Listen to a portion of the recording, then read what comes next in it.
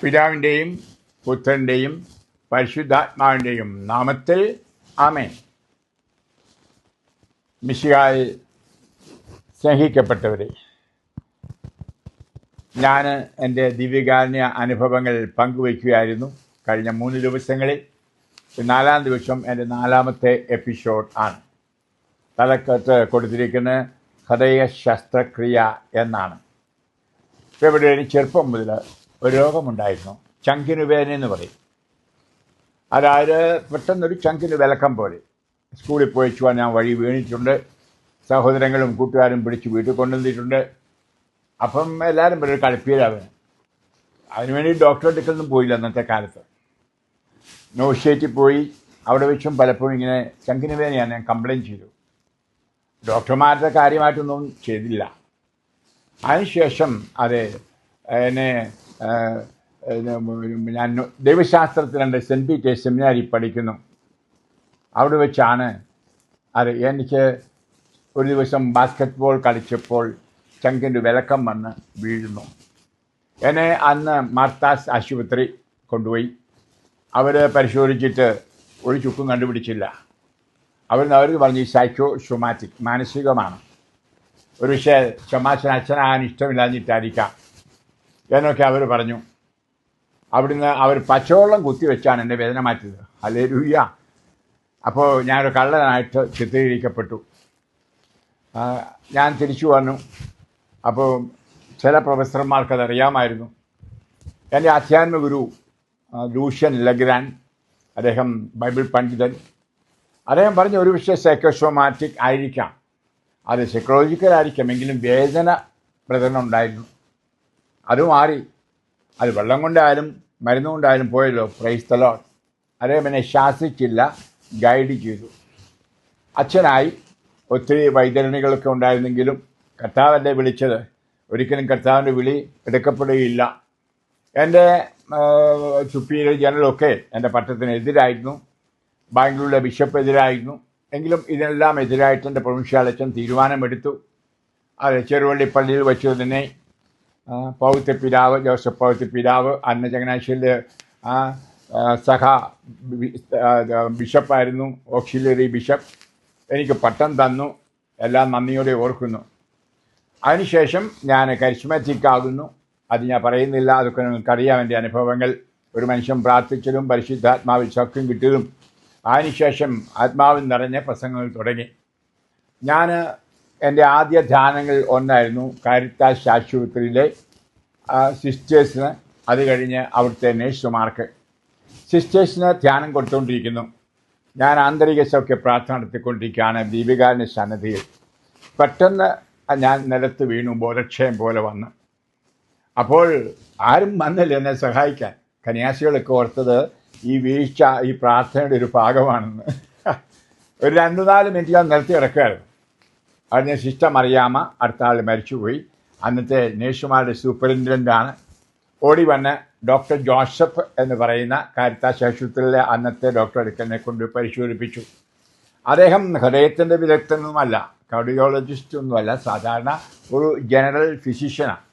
അദ്ദേഹം പരിശോധിച്ചപ്പോൾ കണ്ടുപിടിച്ചു എനിക്ക് അത് ഇറഗുലറായിട്ടുള്ള നാഡിയരിപ്പുണ്ട്, അരിത്മിയ എന്ന് നമ്മൾ പറയും, ഹാർട്ടിന് രോഗമുണ്ട്. അന്ന് അദ്ദേഹം ഒരു മരുന്ന് നിർദ്ദേശിച്ചു, നിയോസ്പിരിൻ എന്ന് പറയും, ആസ്പിരിൻ്റെ ഒരു വകഭേദം.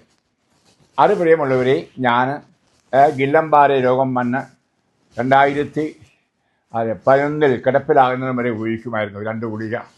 അതില്ലെങ്കിൽ ഈ നാഡീരപ്പ് കിട്ടുമായിരുന്നു.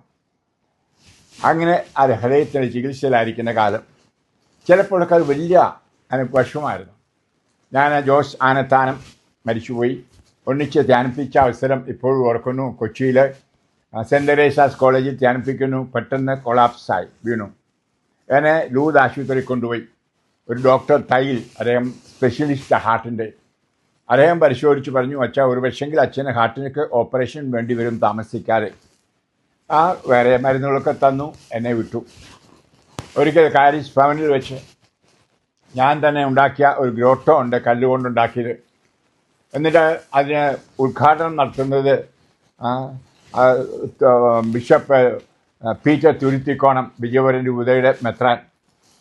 അതിന് തലേ ദിവസം എല്ലാ വീടുകളിലും അയലോക്കത്ത് പോയി വിളിച്ചു.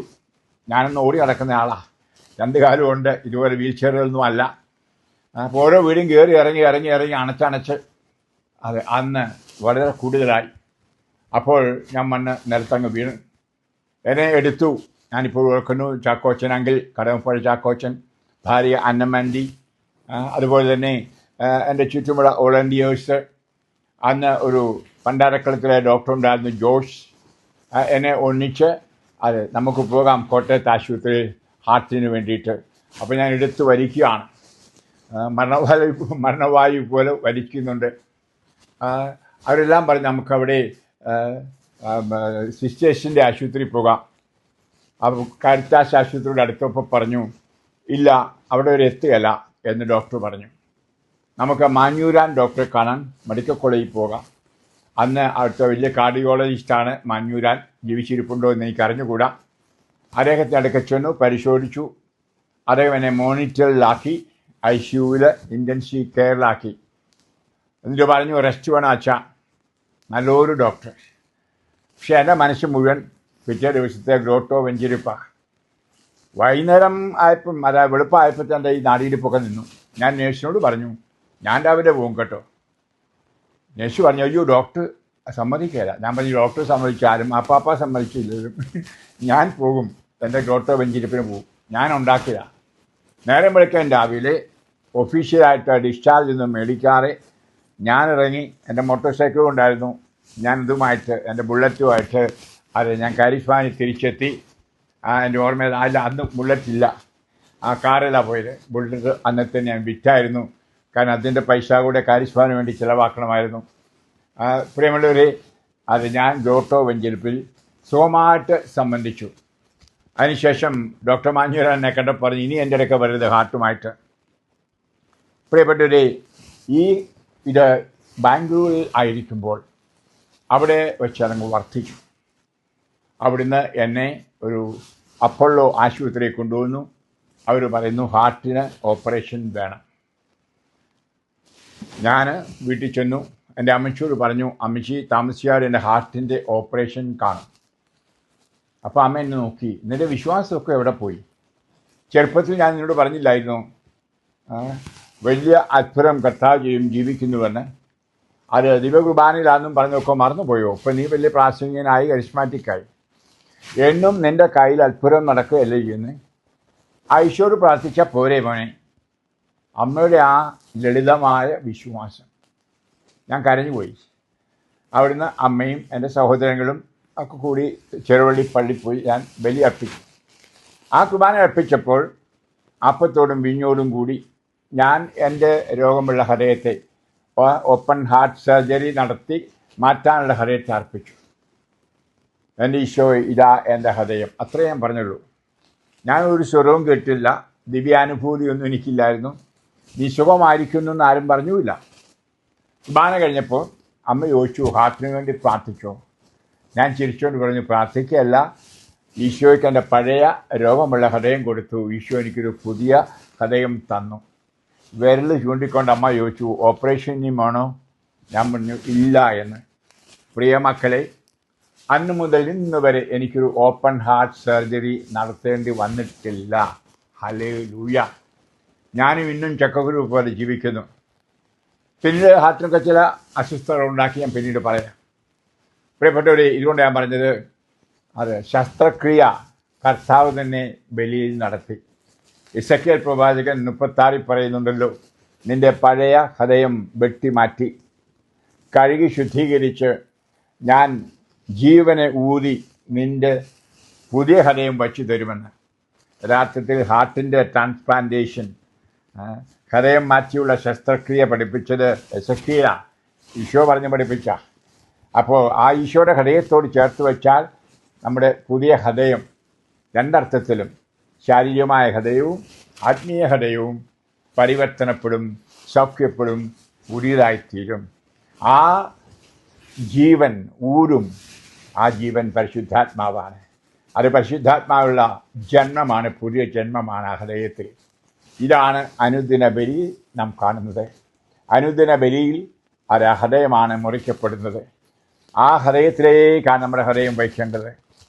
എങ്കിൽ പ്രിയമുള്ളവരെ, ഹൃദയത്തിൽ ശുദ്ധി കിട്ടും, പുലിവരെ തീരും. അത് ആത്മീയ തലം. ശരീരത്തിൻ്റെയും രോഗം കിട്ടും. ഞാൻ പറയും ശസ്ത്രക്രിയ നടത്തുന്ന കർത്താവ് എന്ന്. അതായത് തുറന്നുള്ള ഹൃദയത്തിൻ്റെ ശസ്ത്രക്രിയ നടത്തുന്ന കർത്താവ് എന്ന് ഞാൻ പറയും. പ്രിയപ്പെട്ടവരെ, അത് ഈശോയിൽ നന്ദി പറഞ്ഞുകൊണ്ട്, അതെ, അമ്മയുടെ വാക്കുകളും അമ്മയുടെ വിശ്വാസവും ഓർത്ത് ഞാൻ നന്ദി പറയുകയാണ്. അതെ, പ്രിയ അമ്മച്ചിമാരെ, അപ്പന്മാരെ, അതെ, നമ്മുടെ മക്കൾക്ക് വിശ്വാസം കൊടുക്കേണ്ടത് നിങ്ങളാണ്. എനിക്കിപ്പോൾ ആ വിശ്വാസം ഉണ്ടെങ്കിൽ അതിന് കാരണം അതാണ് എന്ന് പറയുകയാണ്. അത് പഠിച്ചതല്ല, ദൈവശാസ്ത്രത്തിൽ എന്നെ പഠിപ്പിച്ചതുമല്ല ആരും. ആരെയും കുറ്റപ്പെടുത്തേണ്ട, സഭയെയും കുറ്റപ്പെടുത്തേണ്ട. നമ്മുടെ മക്കൾക്കും വീട്ടിലുള്ളവർക്കും സാക്ഷികളായി ജീവിക്കുമ്പോൾ നിശ്ചയമായിട്ടും അത് നമുക്ക് അനുഗ്രഹം കിട്ടും. ഈശോയുടെ വിശ്വാസം വളരും. ഒരു നിമിഷം കണ്ണുകൾ ശാന്തമായി അടയ്ക്കുക. കാരണം കഥായ ഒരു വലിയ അത്ഭുതത്തെ പറ്റിയാണ് ഞാൻ എൻ്റെ മക്കളോട് സംസാരിച്ചത്. നിശ്ചയമായിട്ടും എനിക്കൊരു ഹൃദയ ശസ്ത്രക്രിയ വേണമെന്ന് ബാംഗ്ലൂർ വെച്ച് തീരുമാനിച്ചത് ഒരു ബലിയുടെ മാത്രം സുഖമായി. ബലിയിലൂടെ അത് അങ്ങ് ആ വിശുദ്ധ കുർബാനയുടെ സമയത്ത് എൻ്റെ പഴയ ഹൃദയം സ്വീകരിച്ച് ആ അപ്പവും വീഞ്ഞും ശരിയും വ്യക്തമായപ്പോൾ എനിക്കൊരു പുതിയ ഹൃദയം തന്നു. ഇന്നും ആ 80-ാം വയസ്സിലും ആ ഹൃദയവുമായി ഞാൻ ലോകം ചുറ്റി വചനം പ്രഘോഷിക്കുന്നു. ഇതാണ് എൻ്റെ മക്കളോട് ഞാൻ പങ്കുവച്ചത്. വിശുദ്ധ കുർബാനയിൽ ആഴമായ വിശ്വാസം പകർന്നു കൊടുക്കണമെന്ന് ഞാൻ പ്രാർത്ഥിക്കുന്നു. കഥാവി മരുന്നോ ലേപനമോ അല്ല സുഖപ്പെടുത്തുന്നത്, പിന്നെയോ അങ്ങയുടെ വചനവും അങ്ങയുടെ ആത്മാവുമാണ്. ഇതാണല്ലോ വിശുദ്ധ കുർബാനയിൽ സംഭവിക്കുന്നതും.